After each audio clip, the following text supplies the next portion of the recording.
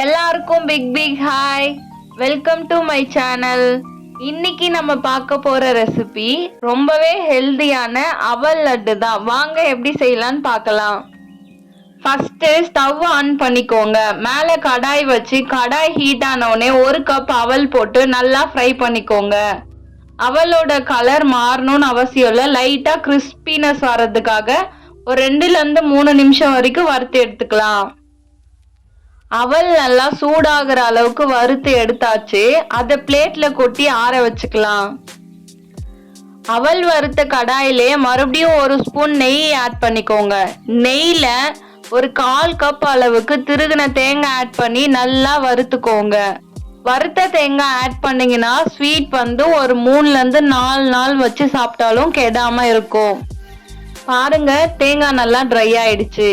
இதுக்கப்புறமா நான் 1 கப் அவல் எடுத்திருந்தேன், அதனால 3/4 கப் வெல்லம் எடுத்து ஆட் பண்ணிக்கிறேன். ஃப்ளேவருக்காக 2 ஏலக்காய் தட்டி ஆட் பண்ணிக்கலாம். வெல்லம் கரையிறதுக்காக ஒரு 1/4 கிளாஸ் மட்டும் தண்ணி ஆட் பண்ணி நல்லா மிக்ஸ் பண்ணிக்கோங்க.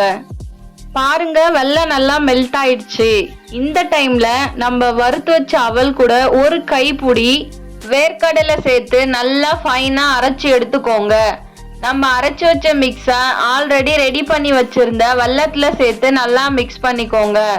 இந்த மாதிரி கண்டிப்பா செஞ்சு சாப்பிட்டு பாருங்க, யாருமே பிடிக்கலன்னு சொல்லவே மாட்டாங்க. ரொம்பவே டேஸ்டா இருக்கும். பாருங்க, ரெடி ஆயிடுச்சு. இப்போ நம்ம உருண்டையா பிடிச்சி எடுத்துக்கலாம்.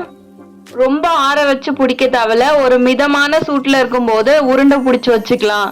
உருண்டை பிடிக்கும் போது கையில லைட்டா நெய் அப்ளை பண்ணிக்கோங்க. எல்லாத்தையும் சின்ன சின்ன உருண்டைகளா பிடிச்சி எடுத்தாச்சு.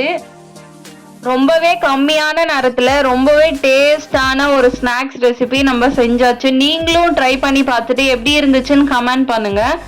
மறக்காம இந்த சேனலை சப்ஸ்கிரைப் பண்ணுங்க.